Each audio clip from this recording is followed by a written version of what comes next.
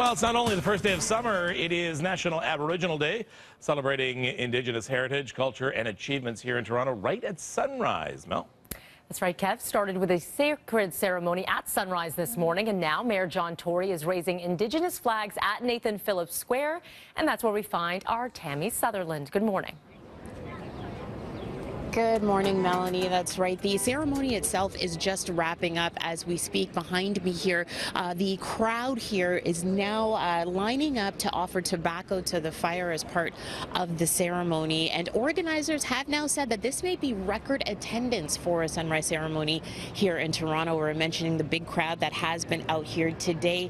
The ceremony started off at 5:30, involved some smudging, washing away of negativity, and of course welcoming a new day, a new season with the summer solstice, and today being the longest day of the year. Now, as you mentioned, at about this time, and as soon as the ceremony wraps up, we'll get into the next part of this day, which will be unveiling the now permanent flag installation that will be up here in Nathan Phillips Square. You can see there are 5 flags that are here set to be unveiled by the mayor in a few minutes as well, representing 5 Indigenous communities, the Mississaugas of the New Credit First Nation, 6 Nations, Huron-Wendat, Métis, and the Inuit as well. So that should be coming up in a moment. But again, it seems like a record attendance here for the sunrise ceremony, a sacred ceremony in Indigenous culture. I'll send it back to you for now, Mel.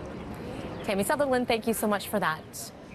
A basement fire in the East End has sent 2 elderly people to hospital with smoke inhalation. The fire erupting at a home in Benley Drive near Lawrence and Bellamy shortly before 3 this morning.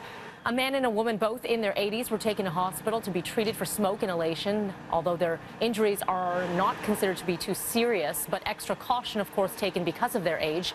So far, there's no word on a cause. Convicted killer Luca Magnotta is getting married next week. That, according to a report from TVA. The French network reports that Magnotta will be marrying fellow inmate Anthony Jolin on Monday at a prison in Quebec. Not clear what Jolin is incarcerated for. Magnotta is currently serving a life sentence for the murder and dismemberment of international student Jun Lin in 2012. He was also found guilty of criminally harassing then Prime Minister Stephen Harper and other members of Parliament. The trial of 3 Toronto police officers charged with sexually assaulting a female parking enforcement officer is now in the hands of the judge. Defense lawyers for the 3 accused, Josh Cabarro, Leslie Nisnik, and Samir Kara, gave final arguments yesterday depicting the complainant as someone who initiated group sex back in 2015 and then concocted a story of rape fearing for her reputation. The Crown claimed the woman could not and did not give consent after a night of partying because she was immobile from alcohol and possibly a date rape drug. The defense has argued the entire case should be dropped because police did not obtain video evidence from a taxi cab and the hotel. This decision will be coming down on August the 9th.